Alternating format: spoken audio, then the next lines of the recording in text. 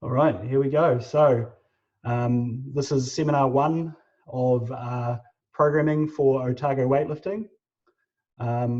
For those who are watching the recording later, I'm Callan Helms. I'm the head coach for Otago weightlifting. The purpose of the seminar today is to give people of sort of all levels in weightlifting a decent basic understanding of how to write a training program. So the way we're going to do it is it's going to be quite practical as we go. So as you can see on the screen, for those of my people who have done an individualized program before, you'll all have a spreadsheet that looks something like this. And I'm going to go through and explain my sort of thought process as we go along. And I'll answer any questions in the chat that pop up, but we'll see how it goes. So the first sort of thing that I want to talk about is the textbook for what I consider good programming. There's more than one way to skin a cat, but this is sort of, if I was to pick a textbook, it would be this one, and that is Scientific Principles of Strength Training by Renaissance Periodization.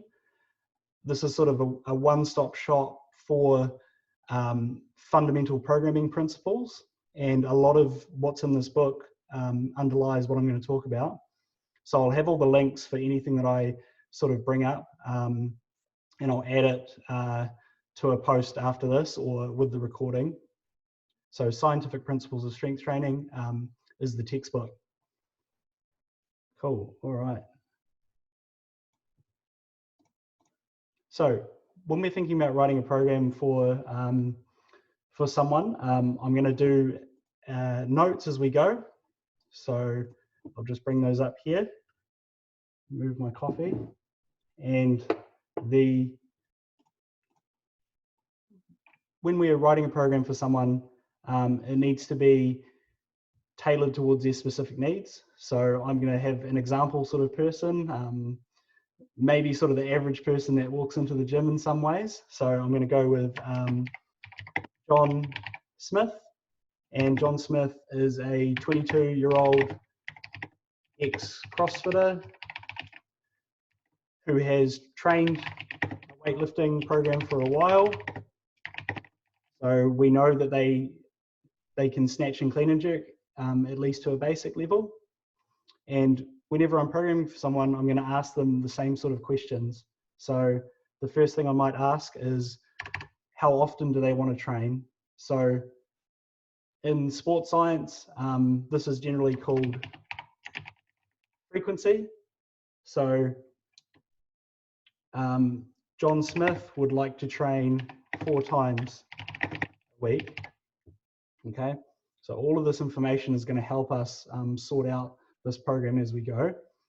The next question is, how long do these sessions need to be? So we would call that duration. So for John Smith, he's got about a 2-hour allowance for each session, which gives us plenty of time to do a bunch of different exercises. And I'm also going to ask John if he has any existing injuries. And he's going to say nothing in particular, and I'm going to push him a little bit and say, are you sure about that? And people often come back and be like, oh, I had knee surgery 5 years ago or something like that. But all of these pieces of information are going to inform the sort of program you're going to write. And another question that I might ask is, what is John Smith's goal? So that might be, usually in weightlifting, we talk about building up to a competition because that's the sport, right? So an example of many people for our club would be something like, he wants to go to South Island Champs, and South Island Champs is 15 weeks away.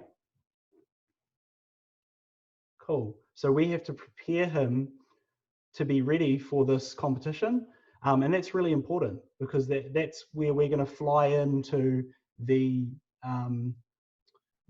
training plan or what the entire training program looks like, and it's crucial, that piece of information is that this person has to be ready on this certain day, and that informs the way that we do things. So if we look at this training program, if I can move this out of the way, we have each day planned out like this. So it's probably quite small. I'll bring that a bit more. So we've got each week here building down, and we've got different columns for the exercise, and I'm going to go into these definitions as well, but the training plan is operating downwards on this page. So where I was talking about that John Smith has to be ready at this particular day, we're going to launch into some sports science concepts. So the first one is going to be this idea of periodization. I'll use the British spelling. So what periodization means essentially is, at a really basic level, and we're going to stick to really basic definitions here, but it's the way that your training plan changes over time. So, and what's really crucial about your training changing over time is that it's going to make you ready when necessary, ready for your competition, usually ready for the sport that you're doing. So we're going to say changes in training to be ready when necessary. And it also just refers to the way that the training program changes and evolves. So an example of periodization is having a whole week that's light because you've trained really hard for a certain period of time.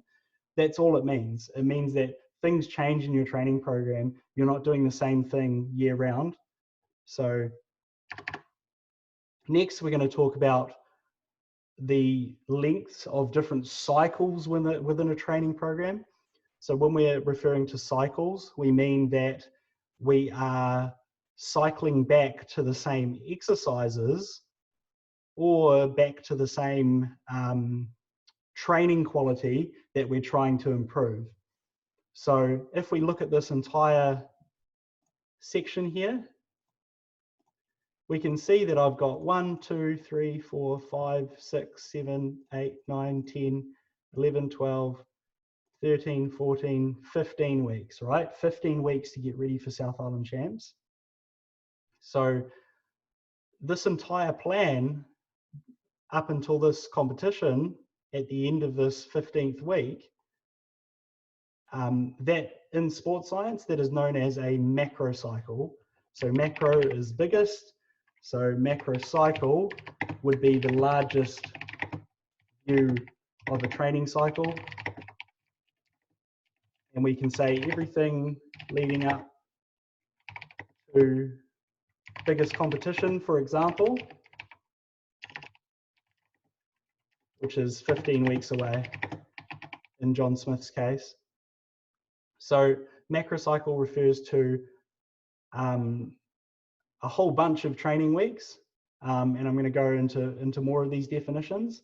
And in a given macrocycle, there might be times during that entire phase where you'll test your lifts. There might be smaller competitions in there, but it's just sort of the biggest overview of what's important to you in training. So the next definition I'm going to talk about is mesocycle. So mesocycles are known as training blocks. And with these blocks, we can see that I've already written out the skeleton of one. And so many mesocycles make up a macrocycle. So in this case, we have one whole mesocycle here. We've got the second mesocycle here, and we've got the third mesocycle before competition. So many mesocycles make up macrocycles. That's a bit of a tongue twister. And generally, these are 2 to 7. They can be more. It depends on your sport, depends on what sort of method you're trying to do. But generally, they're 2 to 7 week blocks of training. And when we train in these blocks, during these 5 weeks, for example, we can work on different qualities of training. So what I mean by qualities is, we'll get into it a bit more, but generally in weightlifting, we work on hypertrophy, which is muscle building. We work on strength, obviously getting stronger, being able to lift heavier weights.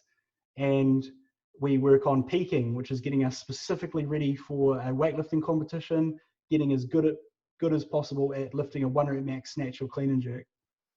So in each of these training blocks, we will work on different things depending on what we need or what the purpose of that overall block is. So we can say mesocycle, 2 to 7 weeks, week blocks of training, and we are working on different qualities. We'll call them training qualities. So with these mesocycles, it gives us a chance to change exercises if needed. It gives us a chance to potentially be less specific away from competition, work on more of sort of general physical characteristics like conditioning, or focus on technique at very light weights. But it allows us to work on these different qualities in different training blocks, all for the purpose of getting better over time. And the crucial aspect of that is you pretty much can't work on everything at the same time. Everyone likes to try to, or think that they can as a beginner, but it takes a lot of time, and you've got to build off the things that you're doing before that. And I'm not going to go too much deeper into that for now. So next we have the smallest unit of training that we're going to use, and that is the microcycle. So the microcycle in weightlifting is generally referred to as like a week of training, but it's whatever unit of time where we cycle back to the first thing that we did. So for example, if I zoom in here, let's say that I have snatches on day 1, and in week 2 I have snatches. So because we've gone back to that exercise essentially, or what we're doing on that day, that's where the microcycle ticks over. So you could have longer than a week mesocycle. It doesn't, longer than a week microcycle, but it doesn't have to be. It could be a 2-week microcycle where, let's say in week 1, we do 2 snatches, 1 clean and jerk session. In the second week, we do 2 clean and jerk, 1 snatch session, and then we cycle back to that 2 snatches, 1 clean and jerk. So that would be an example of a 2-week microcycle. But for the vast majority of people, we can just think of a microcycle as 1 week. So we'd call this, we'll just call it 1 week of training. Okay. So let me go a little bit deeper into what I meant by different training blocks. And you'll see when I train people, we'll often focus on these qualities, but it can be a mix of them as well. Generally, the furthest away we are from competition, we're going to do less specific training. We're going to work on more general training qualities. We're going to work on muscle building. So muscle building is going to be the focus of what's called a hypertrophy block. So muscle building, and the other sort of aspect of a hypertrophy block is for a weightlifter, it's going to be our chance to work on technique. So technique building. Because we're doing lots of reps and lighter weights in these kinds of cycles, it gives us a chance to build on our conditioning, so we can be fit enough to complete tough specific training. And as I said, it's characterized by lower percentage lower percentage training, lower percentage of your 1 rep max, and it's going to have high volume because we're doing lots of reps to build muscle and practice at lighter weights. The next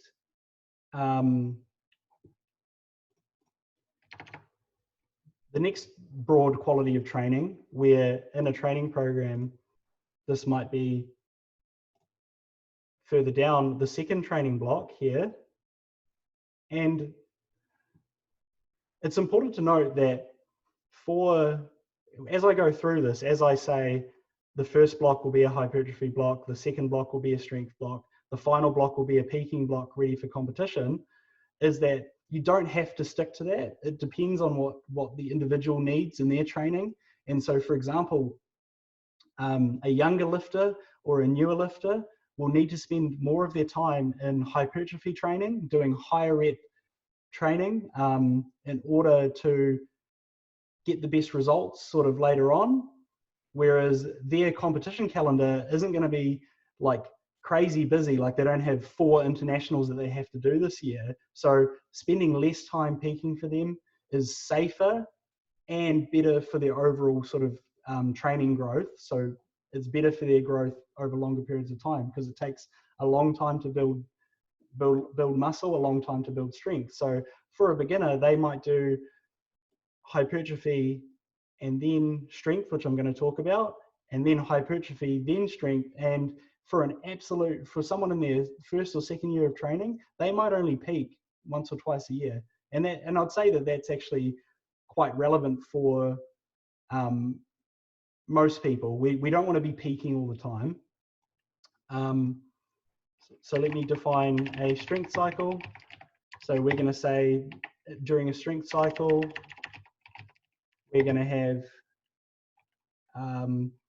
absolute strength building, and this is going to contain higher percentages. So heavier training, we need to lift heavier weights to get stronger, and middle level of volume. So less volume than in a hypertrophy cycle, but not as low volume as a peaking cycle. So we can say peaking here. So peaking, the block directly before a competition where we're trying to get as good as possible at 1 rep max snatch and 1 rep max clean and jerk. So very competition specific. For example, people might only, on their main training days, they might only be doing competition snatches and clean and jerks and a bit of squatting to maintain strength. And they're going to be doing the least amount of bodybuilding because it's not specific to competition. They might still do a little bit to maintain a bit of muscle mass, but definitely not as much as they would do in a hypertrophy cycle. So competition specific and very high percentages. We're talking 90% plus, 85 to 90% plus, and it's going to be low volume. So because we're training with really heavy weights, it takes a lot to recover from that. It's going to be quite damaging to the body, is that we can't be doing a crazy amount of volume. We can't be doing 100 reps a session, that sort of thing. So let's get into the actual training program here. And I'm still going to be doing a lot of definition work because it's really important to know these definitions. But yeah, make sure that you ask questions if I'm not making sense or you're curious about something. I'm happy to answer them as we go. So if I zoom in here, what we have is the training program.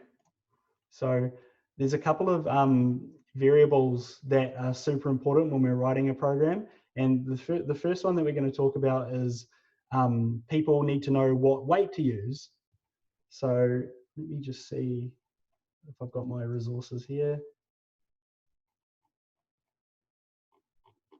Okay, cool. So what weight do we use? So in sports science, we generally call this intensity. So that's how hard something is. In a weightlifting context, that would be how close to failure are you?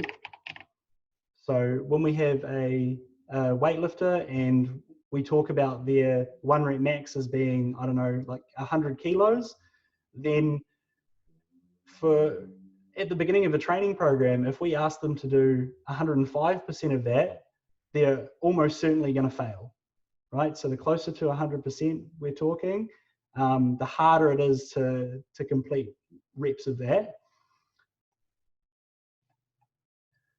So yeah, we generally talk about this as a percentage of someone's 1 rep max. But there are other methods of talking about intensity. We can also talk about reps in reserve. So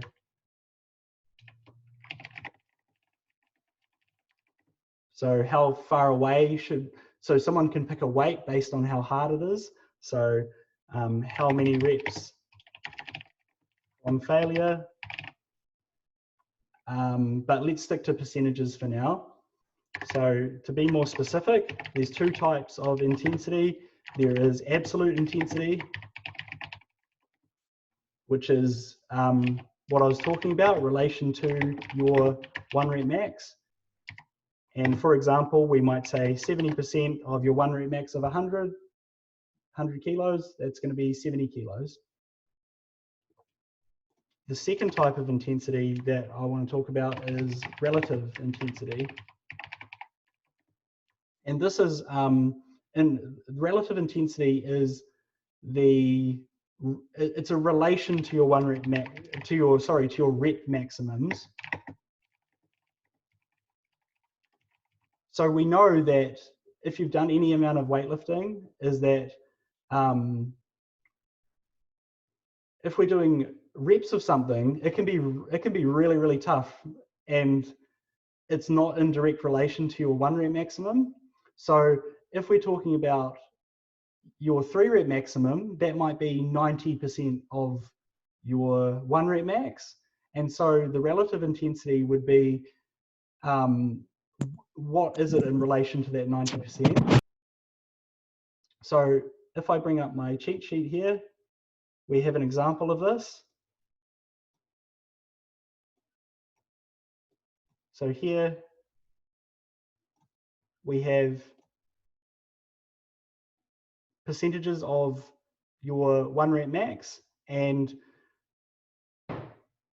we can sort of guess just based on experience and what the vast majority of people can do as to how many reps they can get of their 1 rep max. So if we're talking about relative intensity, right, and we're talking about someone's 3 rep max at 93, which might be 93% of their 1 rep max, then the relative intensity, if I ask someone to lift their 93% of their 1 rep max for 3, the relative intensity would be 100%, right? Because that's as hard as it gets. If I ask them to do 1 more rep, they're likely to fail. So we can talk about intensity in those two contexts. Cool. All right, so that's a sort of weight. When we're talking about weight, that's what we refer to as intensity. The next sort of variable we're going to talk about aside from weight is volume. So volume refers to how much training we're doing. So volume, how much training we are doing, and most often in this sport is referred to as reps and sets. Okay, cool. So the next step is we're going to start writing this training program. So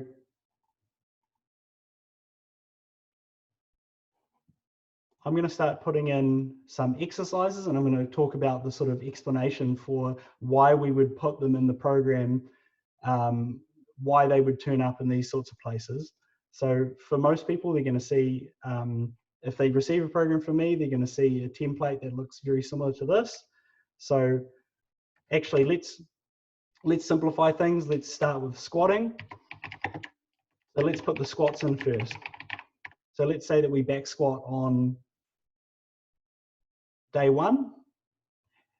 It's sort of, how do we know how often to squat, and how do we know how much we should be squatting at those times? So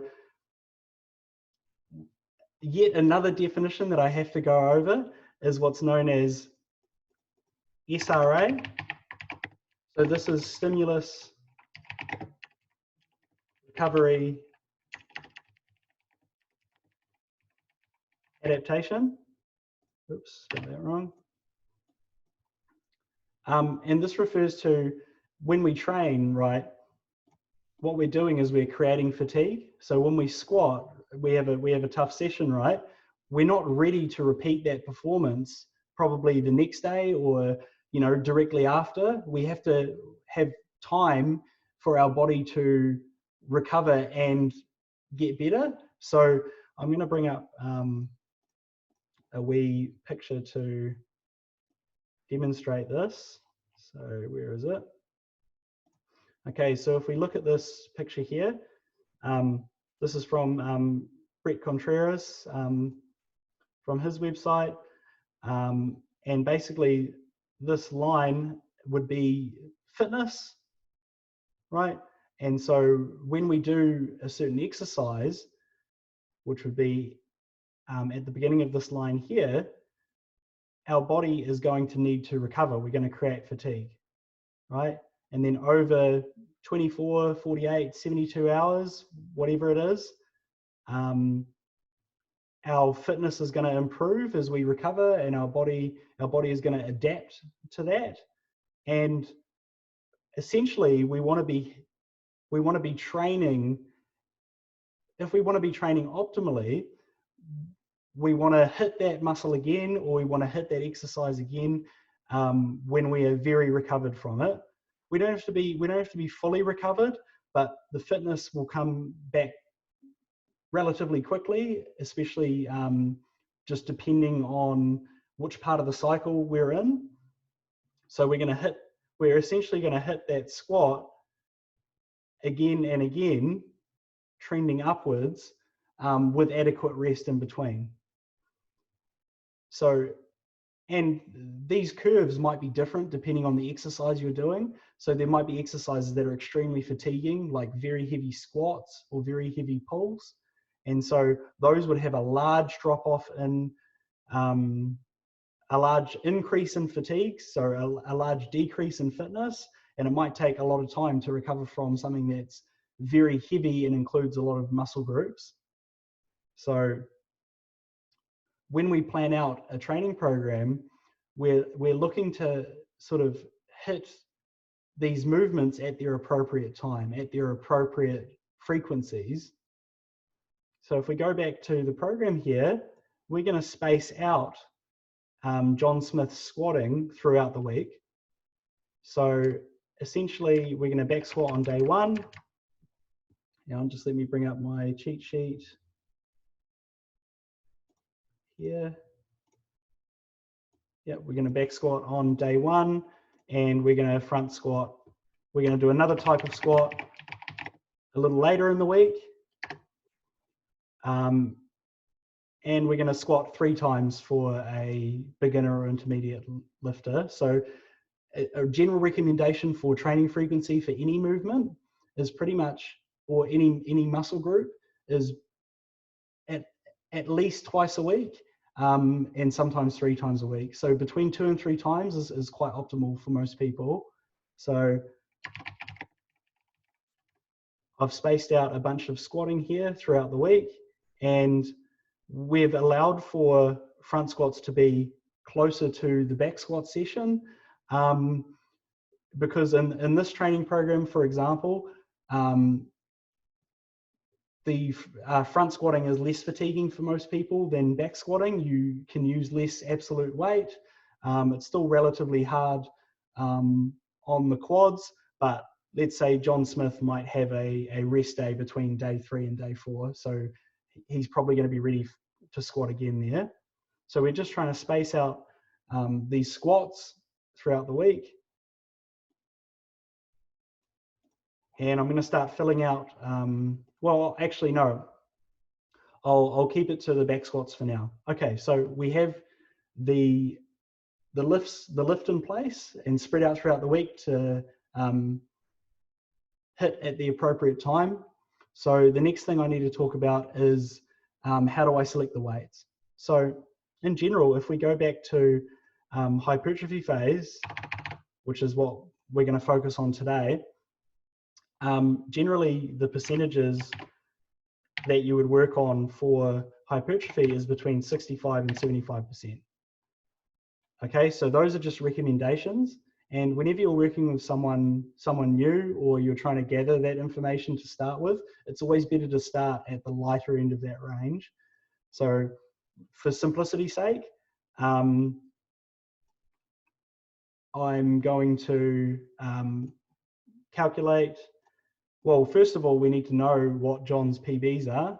So I'm going to put some in here. Let's put in some fairly typical weights for this guy. So he can snatch 80 kilos, he can clean and jerk 100, and he can squat 140, back squat 140, front squat 120. Okay, so a question that you might have is, where did I get these percentages from? Okay, so one example of where they're sort of born from, they're born from experience and the study of weightlifters. So where they are born from, we have a chart here called Prilepins Chart. So Prilepin was a Soviet sports scientist. He collected a whole bunch of data from professional weightlifters in Russia, and he documented their training cycles, and they tried to come up with sort of how much training they should be doing based on the percentages. And so we have these sort of broad percentages here: 55 to 65%, 70 to 80%, 80 to 90%. He's got how many reps they generally perform and the recommendation of how many per set. He's got the optimum total amount of reps and the ranges that these will take place in. So the point is that these are born, a lot of these numbers are born, or recommendations are born out of science. The science is a little bit murky in this area. There's still a lot of work to be done, especially when we consider that if we're talking about professional Russian athletes, especially back in the 1970s and 80s, we're talking about a population that may have been subject to doping. And so these numbers are a good place to start. But when we're writing a training program for someone, we're exploring what's going to work best for them. So it's an ongoing sort of scientific process, but we just use these recommendations as a place to start. And from our own experience, having done training programs ourselves and getting into coaching or what have you. So that's sort of where some of these recommendations come from. As we go on, as I talk about the volume in a given session, we'll see that I have some updated sort of training recommendations, but I'll talk about those in a bit. So as we start calculating here, we're going to go with the recommendation I talked about, 65 to 75%. So he's going to start at 65% of his 1 rep max, which was 140. And so we get 91. We can round that down to 90 for simplicity's sake. Because I haven't worked with this lifter before, and let's say that he hasn't even done high rep squats before, then we can go even lower than those recommendations. It's always better to start lighter and work your way up based on feedback. Cool. All right. So next we have how many reps is he going to do? So generally when we're talking about hypertrophy training, people are going to be lifting between 6 to 20 reps. So weightlifters won't like the sound of anything sort of above 10 or even 10, but in a hypertrophy cycle, it's a perfect chance to do this high rep sort of training. So I'm going to give him 10 reps, 2 sets to start with. Okay, so now as we go on, oh sorry, I've got a question here from Sui. Would you ever program in additional strategies to decrease recovery times, for example, ice baths, etc., etc.? So in general, no, I'm not a big fan of using sort of recovery modalities. And that's because there is some research, especially around ice baths, where they've been shown to sort of blunt a muscle building response. So ice baths can be counterproductive if you use them too often. In saying that though, there might be appropriate times to use them, and that might be closer to a competition where we're not looking for a big muscle building response anyway, and instead we need to get the body recovered enough so that we have to compete on Saturday or something like that. So generally, no, I think that the best recovery options are simply resting, or maybe some like very light active recovery like walking or jogging, or just, you know, general sort of easy activity. That seems to be the best way to recover, but it comes down to individual circumstances, and I'm more open to more quote unquote aggressive recovery modalities the more experienced someone is and the closer we are to competition. Cool. All right. So we need to go to some more definitions, because we need to talk about how would we increase volume, or how would we increase intensity over time. So let's talk about these things called volume landmarks. So if I bring up a diagram here, we have a, oh, let me move that. So these concepts are really important. So we can talk about these theoretical sort of amounts of training volume that are going to either allow for recovery, allow for a bit of adaptation, and then the idea of too much volume. So let me just sort of go through these and define them. So if we could imagine the smallest amount of training that we would generally do in say like a deloading phase, or one where we need to recover, this is called MV, and this would be known as maintenance volume. Okay, so this is the lowest amount of sets, or the lowest amount of training that would maintain muscle mass, and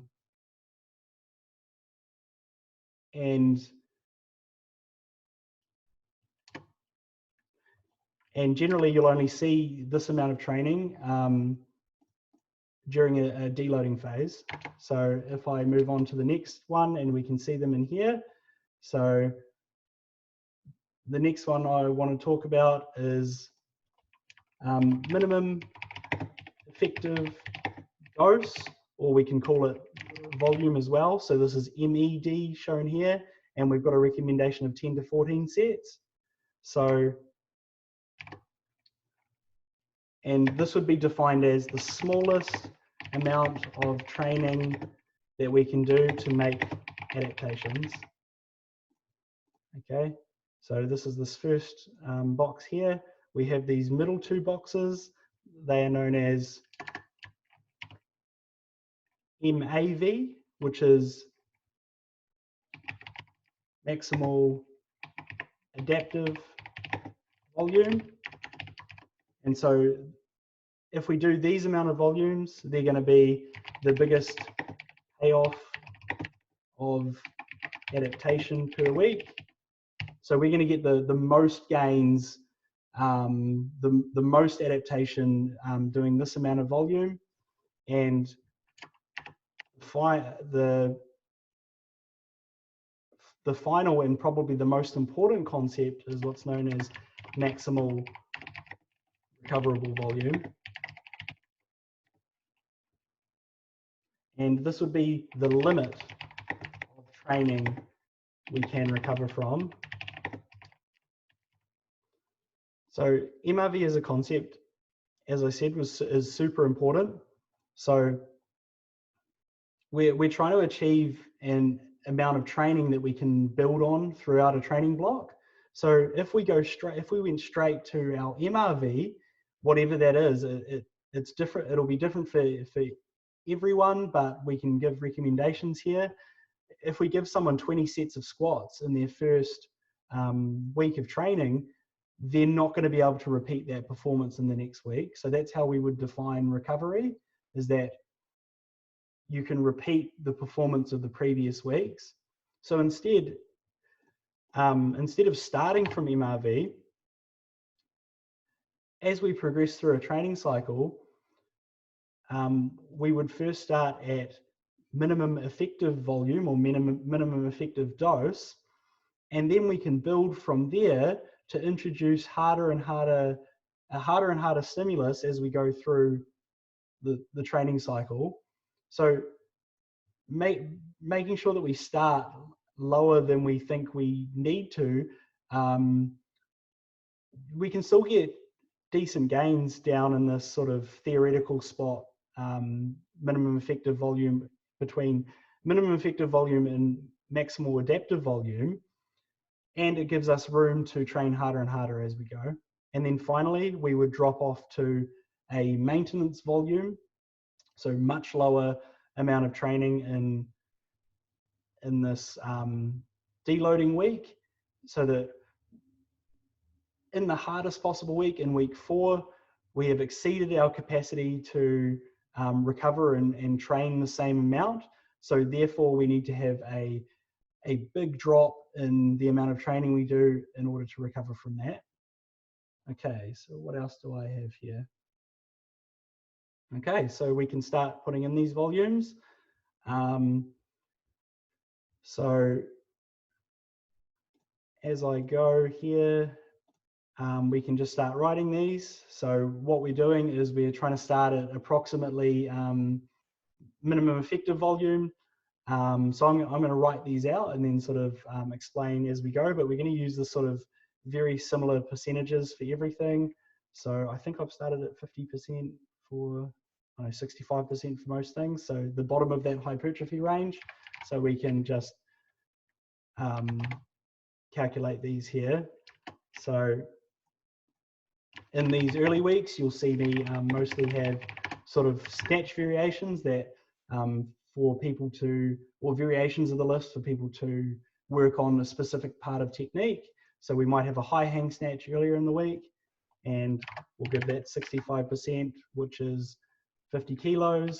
And we're going to do sort of higher sort of reps for a weightlifter, which will be triples or above. So we're going to do 3 sets of 3 there for hang snatches. We might have split jerks in here from the rack. And we've got 65% of that 100 kilo figure of his best clean and jerk, starting at the bottom of that range again. And the final exercise might be some ab work, and we're going to, instead of using a percentage, because who knows their 1 rep max sit up, instead we're going to use like a guideline. So we're going to try and get this person to stay 4 reps away from failure, which is a good place to start at the beginning of a mesocycle. And we're going to stick to 3 sets there. So next, on this next day, we might have high hang cleans. We're trying to cover the spectrum of what we need to work on in weightlifting, and that's already taken place. For the most part, we've done some snatch work, we've done some jerk work, we've done some squatting to increase our leg size and strength. And we've got some clean work on the second day. So we've already sort of provided a stimulus for a weightlifter, right, for most things that a weightlifter needs. And then we can start filling in the details. So after high hand cleans, we might have push presses, and we might start including some pulling movements, right?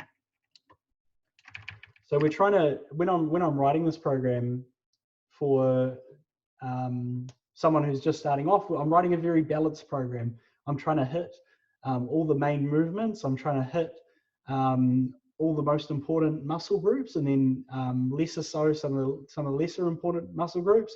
But I'm trying to hit that training frequency of between 2 and 3 times a week for those muscle groups. So we can put in here, good morning, and keep the questions coming, guys. I'm sure I'm missing things as we go.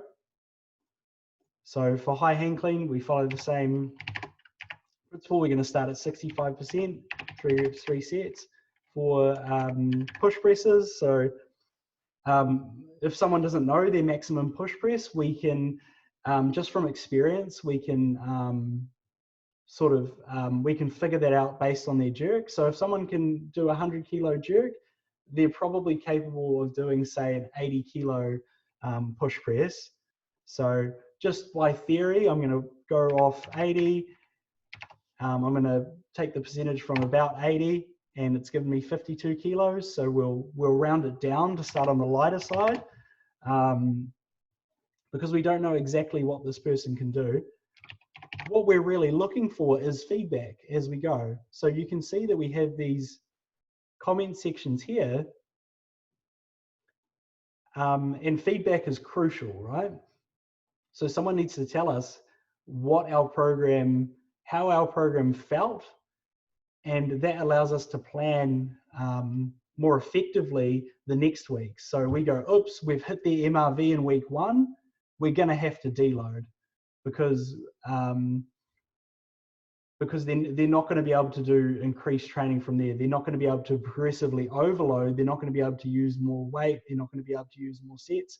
So that feedback is absolutely crucial. And so generally the best thing is receiving, obviously watching someone do the reps, and then hearing what they think, how those reps felt. So, you know, people generally send me a combination of like videos, or they'll just message me based on how a session felt. And most in-depth people's programs they'll comment on each exercise as they go. So an example of that would be, let's say after this first back squatting session, he felt like it felt really easy, it felt too easy. And so John Smith said he had 6 reps in the tank. Okay. So that means that I should probably do a more aggressive jump, because I need to be closer to failure to get the adaptation I'm looking for. We're looking for probably 4 reps in reserve in week 1. And so how I would jump for the next week is, generally this figure is, we're going to increase the weights between 2 and 5% each week. So let's say back squats were super easy, so we're going to go that whole 5%. So I can write back squats in here, and instead of 65%, he's going to do 70%. Times 140. Wait, no, we started at 50% for, no, what did we start at? 55%. No, wait a second. No, that's right. It was 60%, because we were being cautious. So instead it'll be 65 times 140, and so we've got 91 kgs in here.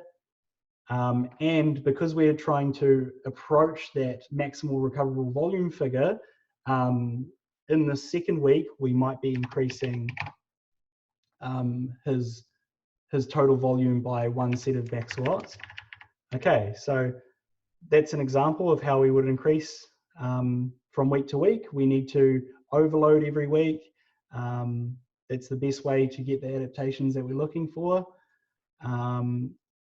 If possible, we do want to increase, if we're looking at the whole week, we want to always increase the intensity. And if possible, slowly work towards that MRV figure. And so that doesn't mean I'm going to increase every single set on every single exercise every single week, right? Because that would be crazy jumps in volume. Instead, we're going to increase on maybe most things initially and then increase less frequently as we go. Or we might increase half of the exercises and then the other half will add more volume in the third week or something like that. But we are trying to increase the weights people are lifting and the amount of volume they're doing. So this clean pull. Now, when I'm working with clean pulls or pulling percentages, we still generally work off people's snatch and clean and jerk weights. And so we're generally working between 90 and 110% when we do pulls. Like a 90% pull for most people can be kind of light. So for John though, he hasn't really done pulls before, so we're going to start at below that general recommendation, and we're going to go 85% of 100. Of course, it's 85 kilos, and we're doing a hypertrophy phase, so we're going to try and stay fairly high in these reps and build some weightlifting specific muscle with these pulls. So we're going to start with 6 reps. Okay. So, and good mornings. He's never ever done good mornings before. If anyone has done these, they're quite frightening the first time. Your hamstrings are sore for days. So we're going to start very light. We're going to start with the bar for him, and we're going to do sets of 10. Okay. Cool. And let me just fill some more of these out. So on this middle day, or sorry, on this third day here, we're going to have a different snatch variation, one that's fairly easy to recover from. So in general, in weightlifting, people can recover from snatching fairly easily, especially its variations. That's because we're using much lighter weights in the context of someone's total strength. So it's very light compared to, say, someone's max back squat. So those SRA curves are going to be much shorter and smaller. So that means that you can snatch more often than you can do pulls, or you can snatch more often than you can do back squats or something like that. So for muscle snatches, this is sort of like a light sort of technique recovery day. So this isn't going to be super overloading for him. So we're just going to go sort of by feel. We know his best snatch is 80, so 30 kilo muscle snatches are probably a good place to start. But we're looking for this very sort of scientific process. We're looking for, if he says that they're way too hard, then we need to drop the weight the next week. Okay, we don't want to be starting off at the limits of someone's capabilities. So for front squats, we're going to follow the same percentage that we normally have done throughout writing this program. So we're going to start with 65% of 120. And so I'm just working off John's PBs here the best that I can, okay, with limited information at first. And then after working a year with John, this whole rep sheet might be full of rep maxes. And then instead of using these recommendations based on where I'm talking about 65 to 75% for hypertrophy, 75% to 85% for strength, 85% to 90% plus for peaking, instead I can use, based off a complete picture of what John can do, I can see where his weaknesses are, and I can see where we need to start with weights based on these rep maximums and these absolute maximums. Okay, So back to the front squats. So I did 65% of 120. I'm going to round that to 80. Well, no, okay, I'm going to stop myself there. Stay consistent with what we've been doing. We're going to go lower because John's never done high rep front squats, let's say. So instead we'll go to 75 kilos. And now this is a perfect time to talk about, which has sort of been implicit in the program, is that I've been asking people to do what's called straight sets. So straight sets are when we do the same weight for every single set. So I've asked John to do 65 kilos for 3 sets of 3. So let's write some definitions here. So straight set equal the same weight for every set. And these are known as loading patterns or rep schemes or something like that. Rep schemes is a good one. So we can do straight sets. You'll see another type of loading known as ramping sets. And this is where we start at a lighter weight and we just go up and up and up throughout. And these different loading strategies have their pros and cons. So straight sets are nice and simple. Ramping sets are we often see it in weightlifting programs because we like the way that we can build on easier sort of complex lifts like snatches and clean and jerks, and it gives us practice every time we move through the weights that we've been given. So instead of like this big psychological toll of being like, oh man, I have to snatch so many sets at this really heavy weight, 90 kilos today. Instead, it's like, oh, actually, I get to build up through these percentages instead of doing them all at this very heavy weight. Now, so we're going to call that building in weight every set. For example, we might snatch 75, then 80, then 85. Now, when we're writing this, the most important factor of if we did ramping sets, so let's go back to high hang snatches here. If we went 48, 52, 55, the most important figure here is the average intensity that's occurred, right?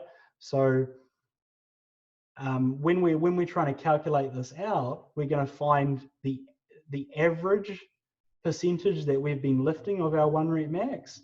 And what's important when we progress through the weeks, if we've chosen a ramping strategy, is that on average our loading has increased. So the loading itself, like the percentage isn't that important, or how many different percentages we do. It's the average across those sets that we're sort of looking for. In saying that though, we don't want to be absurd about it. We don't want to have like crazy low percentages and crazy high percentages and you're like, well, on average I did 70%. No, we're still looking for that sort of we're looking for that adaptation taking place around the same percentage. So yeah, we're looking for the average here. So what was that number? 50 kgs. We'll go back there. Okay, so that was ramping sets. The next style of loading that we can talk about would be drop sets. So drop sets are when we drop the weight, after a top percentage. So for example, you'll see these a lot in my programs, especially when it comes to strength exercises like squats and push presses and stuff like that. So we might start, our first working set might be 100 kilos, and then we drop 10% to 90 kilos. So I really like using these in these sort of big, sort of tough strength exercises, because the psychological benefit is that you can try for a really heavy weight on your first set. You can do a really heavy weight. That's sort of the fun bit, but then you get to drop to 90 and and getting through the required volume feels much psychologically fresher. It feels a lot easier. But remember that we're looking for the average between these numbers. So the average will be closer to 90%, but we get the benefit of having done a potentially fun heavy weight, right? Okay, so that's drop sets. And then the final sort of patterning is waves. So this is where we build back up and down. So it's sort of like ramping sets and drop sets mixed together. So in weightlifting, you'll often see waves on the competition exercises during a peaking cycle. And so this is an example of us. What's beneficial about this is we could be working up really heavy, so we're ramping up to a top weight. Let's say we miss that top weight. Now, if we were doing straight sets and we got to that top weight, we'd be like, sometimes you're like, oh no, I have to repeat that same weight again, but I just missed it. If we've planned waves in there, it's kind of like you have a second life. You instead that you're going to go down to a lighter weight again and work your way back up, and you'll wave up and down like that. So it's sort of, in my opinion, it's mostly psychological, but because we're working off this average intensity, we can attempt some potentially more interesting weights that are closer to what we're going to use in competition. So those are sort of four types of rep schemes, the four types of loading patterns that I want to talk about today. Okay, so we'll do a drop set for John's front squat. So he's going to start at 75 kilos, and his drop set will be 10% lighter at about 68 kilos. Okay, and he's going to do 8s on front squat. So he's going to do 8 reps, 1 set at each of these weights. Okay, I'm going to put in some more pulling variations. So we have at least 2 pulls that relate to the competition lift. So we've got some snatch pulls in here, and we're going to use that. I think the figure we used for clean pulls was 85%. So we're going to use the same on snatches, 85% of 80 kilos, which is 68. And we're going to round it down a little bit because John comes from CrossFit, so he may not have done many pulls before. So, and we're gonna do 5s for snatch pulls, and we're gonna put abs in again because we want to be hitting this muscle group at a training frequency of at least twice per week. Okay, I've got a question from Robert here. Exercise order during a training session: squats at the beginning versus at the end of a session, vice versa with Olympic lifts. Okay, cool, really good question. So how should we pattern the day? I did forget to talk about this at the beginning. So in general, we want to place our most skillful movements at the beginning when we're carrying less fatigue. And because these movements are the most important to us as weightlifters. So because this is our competition lift, the snatch, any snatch or clean or jerk variation, we want to be at our freshest point, the less fatigue given in this session, to work on the thing that is most important to us at that time. So in the vast majority of cases, most weightlifters are going to do their snatches and clean and jerks first. And they might change that based on, say they're an intermediate weightlifter and they have a weak jerk, they might do jerks first instead of snatches or something like that. And then generally the order of the session will go the skillful movements first, then the strength movements, which are sort of less skillful. So they can be done with a little bit of fatigue, and psychologically as well. Psychologically doing sort of easier to perform movements later on is better. And finally, we have these sort of sometimes isolation movements where we're working on one particular muscle group, and they're the easiest to perform. In very rare occasions, we might squat first as weightlifters, but that's for someone whose competition lifts are very, very, very high compared to their strength. So for them, their squatting is a weakness, and so occasionally we might squat first. Cool. Hope that answers your question, Rob. All right. So we've got abs in again here, and we're going to stick to the same sort of loading, and we might just add a bit of variation in, and John can do a different ab exercise on day 3, but he's got to stay within this sort of intensity parameter. He's got to stay 4 reps away from failure, and he's going to do 3 sets there. Okay, so the final day of this microcycle,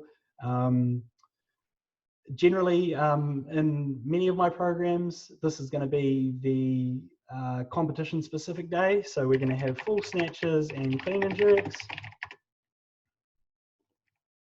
And just for simplicity's sake, we're going to do the exact same percentages as we did for the variations earlier in the week. And we're going to keep these reps high to work on this hypertrophy block. So tons of practice with light weights. Cool. For back squats, what have I done here? I've done top set, drop set. So we're going to use a higher percentage here. I think we're going to start at 75% of 140. I know, a little bit lower. So around 70%, 100 kgs, followed by a drop set of 10% of 90 kgs, and we're going to do 6s later in the week. So you can see that I've mixed up the reps a little bit. So I've got 10 reps, 2 sets here. That's sort of well within the hypertrophy range. And then later in the week, when we have the same exercise, or we change what we're doing as far as rep schemes, or we might have a lighter day or a heavier day, that's known as undulation. So I guess I better put that in the definitions. So undulation, and that's just a changing of training variables. And undulation can work on different scales. So it can work within the week. It can work within the day. So we might, if a very experienced lifter is doing a double day, they might have a light session in the morning and then a heavy session in the evening. And that would be an undulation of training. You could have it on the scale of weeks. So an undulation, a weekly undulation might be this light day or a deload at the end. That's still considered undulating program. But you'll see that in general in my programs, I'm working in this sort of stepwise fashion where we are increasing these variables fairly uniformly over the training block. But that's not the only way to do it. You can also see training blocks where people go medium, medium heavy, light, and then they go very heavy. Okay, that would be known as weekly undulation. Okay, cool. Now, what else do I have here? Excellent. Okay, I'll go back and zoom in and just finish off this week. Just bear with me a bit longer. I'm sort of near the end of the lecture proper sort of thing. So 4 reps in reserve, body weight. We're going to do some back extensions, and we're just going to do these once a week. And the reason for that is we're hitting the same muscle groups when we do good mornings earlier. So we're still hitting that training frequency of at least sort of twice a week per muscle group. and we're going to do 3 sets of that. So we've made it. We have written our first week of training. Obviously, you get faster at it the more practice you have, but sticking to those recommendations is a really good way to do it. And then later on, we can plan the cycle based on what people have done in the past. So we can see here. So what would we do to increase this in week 2? So we can put those exercises in again. You can see that I've already increased the back squats here by 5%, and I've increased the volume by 1 set.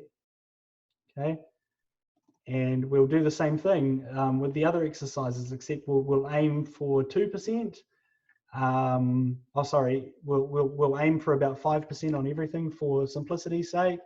So we'll go 53 kilos, and we'll add a set on this exercise. We'll go 69 kilos, and we'll add a set on this exercise, and we will increase the intensity of this ab work, and we're going to tell John to do to come 1 rep closer to failure than he did in the previous week. So he's just given a intensity parameter there, and that's and he's going to add a set there of abs. Now, as I said earlier, we might not, we probably won't add a set on absolutely everything, because that might be too steep of a volume increase. But to sort of really explain what's going on here, if I bring up the MRV picture again, like this, and we are aiming for somewhere down here in the minimum effective dose range to start off nice and easy, and we can start adding these things up. So this recommendation here is about 10 sets, right? So if I start adding up some of this volume, we have back squats, we've got 2 working sets there. We've got some more squatting volume here, which we can sort of lump together because back squats and front squats are fairly similar. So we can add another 2 sets, and we can add a final set, a final group of sets here with the back squats later in the week, where we have another 3 sets of total squats. Now, you might be like, that's only 7 working sets. You haven't hit the recommendation for minimum effective dose. And you would be correct if we were only considering squats. But as weightlifters, we're using that squatting pattern on a lot of different things, right? So we know that our quads aren't just hit by squats. So when I'm calculating this figure, for me personally, I add in the pulls as well. So we've got 2 sets of clean pulls here and 2 sets of snatch pulls here. So we can add another 4, and we come with this figure, which is within our recommended sets, as we're hitting that sort of a very similar sort of pattern with around 11 sets, right? Give or take. And so for me, I generally try and count, I will count things sort of together, like I'll count similar sorts of movements together and try to come up with these figures where what matters is the theoretical movement of trying to go towards someone's MRV. It's not, don't get too tied to the exact number of sets. So I might include all snatch work together. I might include snatches and their pulls. For overhead movements, I'm going to include all jerks, push presses, and the jerks from the clean and jerks. I'm going to add those together to find the total number of working sets to hit these volume landmarks.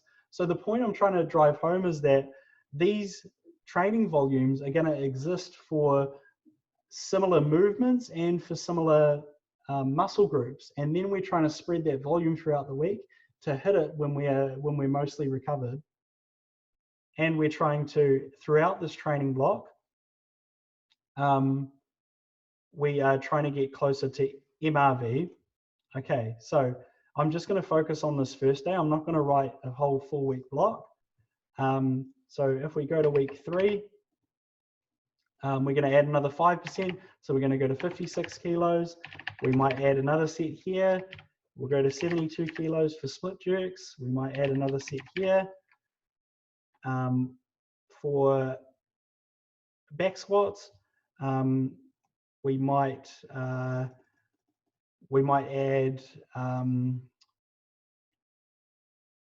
another 2 to 3% here, which might be 97 kilos, and we might add another set of squats, and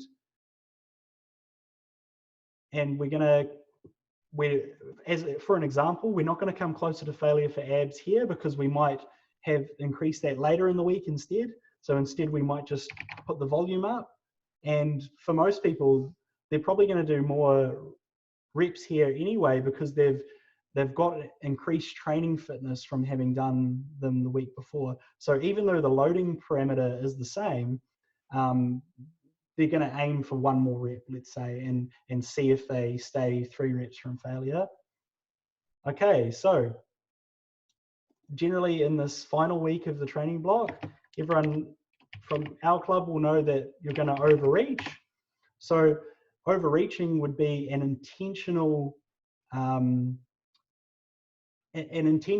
increase of training at or above your maximal recoverable volume. So overreach above maximal recoverable volume. So this is our chance to really hit it hard, and because we know that we've got this chance to really recover the week after. So this is where we're going to do our hardest training. This is where we're going to do the most weight for the most volume. If it's a hypertrophy cycle, it's a chance for us to test those rep maxes.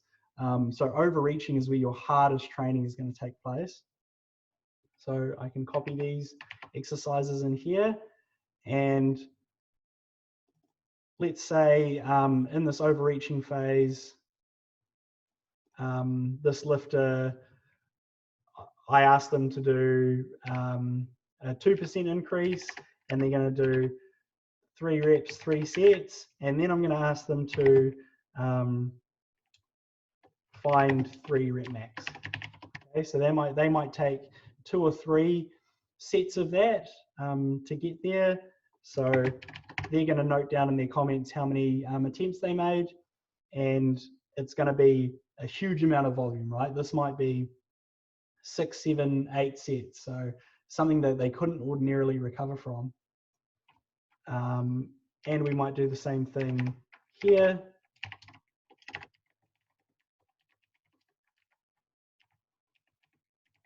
They're going to find their 3 rep max jerk as well, just as an example. And in here, this might be something really mean. They're going to find their 10 rep max, and then they're going to finish off with drop sets above the intensity that they were training at the last week. So they're going to find their 10 RM, which might be, I don't know, 110 kilos, and then they drop to 100 kilos.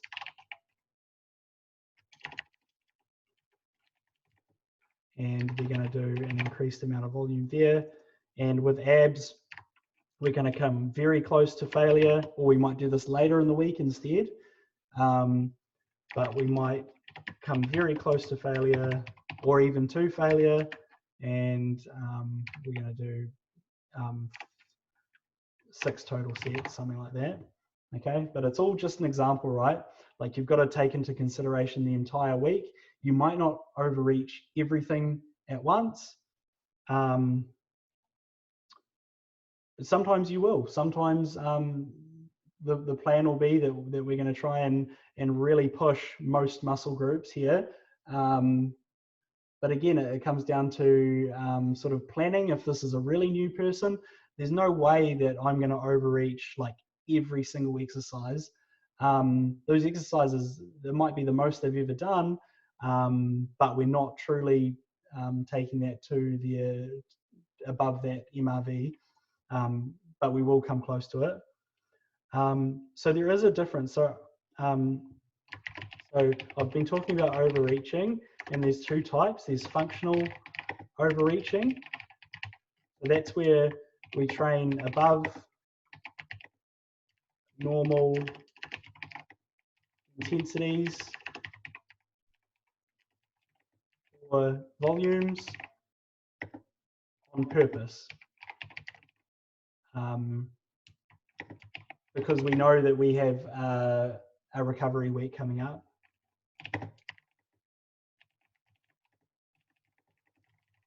The other type is called non-functional overreaching. So non-functional overreaching is when so if we think of this figure, right, it's not always 20 sets. There's many factors that are going to go into this. It's going to be based on your genetics. It's going to be based on how much stress is in your life. It's going to be based on how much sleep you get, how consistent your diet is, something like that. So this range could be dramatically decreased if you're super stressed out. So because you're super stressed out, let's say you're super stressed out in week 3 and you still are training really hard, that's going to overreach you. So you will have exceeded your MRV based on that factor, and so there's no way that you can recover and do the same or increase training the next week. So if you're non-functionally overreached, that's when you're pretty much forced to deload, right? Okay, so non-functional overreaching would be when factors decrease ability to recover, and of course I'll call them external, and it's not planned, right? So functional and non-functional overreaching. Okay, is there anything that I've missed? Anything that I need to talk about? Oh yes, I should go into what a deload week should look like. What are some recommendations for deloading? So in this final week, generally I've got nice little colors here to remind you what the week is.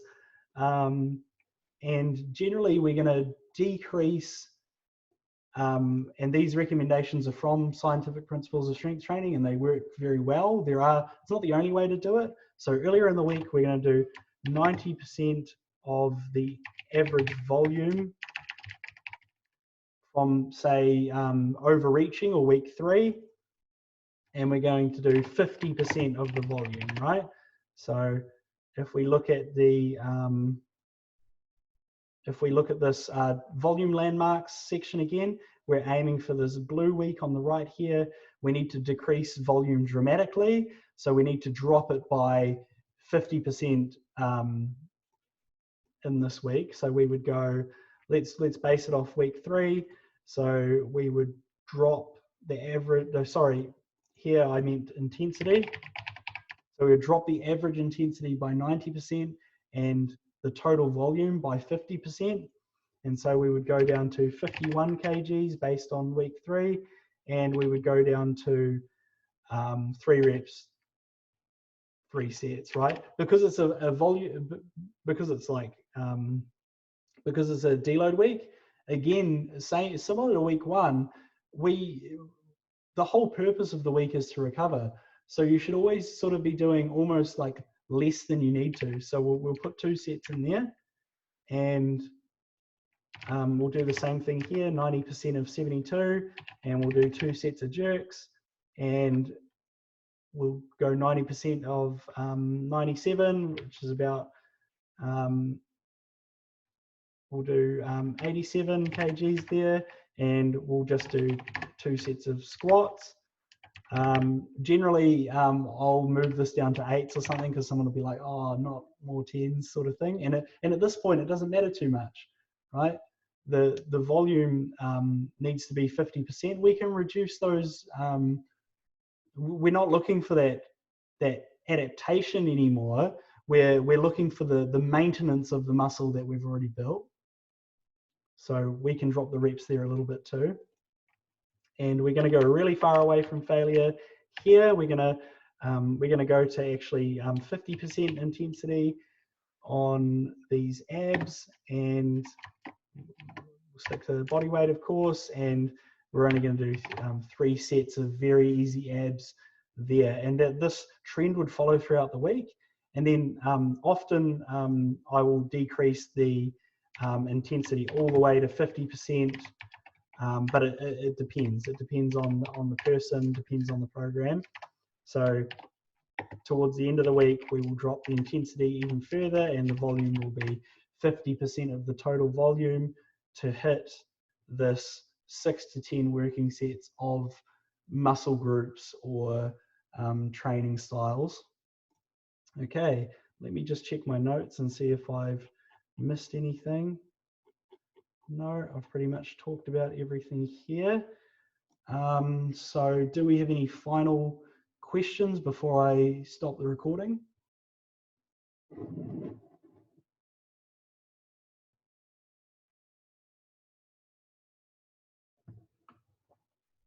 If anyone's still there and listening. Do I even lift? I struggle away on my concrete tiled back porch at the moment, so yes. I know there was a ton of information there. I'm going to post the recording up on YouTube, and hopefully that gives you more of an insight into what I spend a large chunk of my time doing.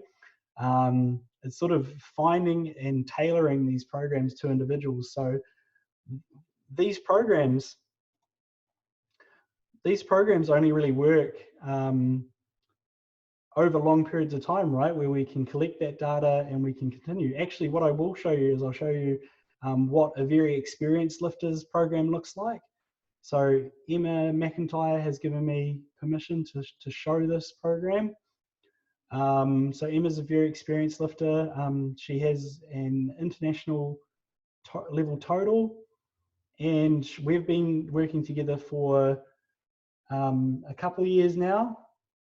And so if we can compare this to the program I've just shown, so this is what a very advanced program looks like over time.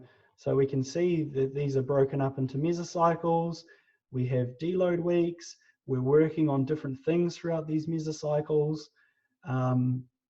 These orange boxes are just to signify that we hit some PBs here.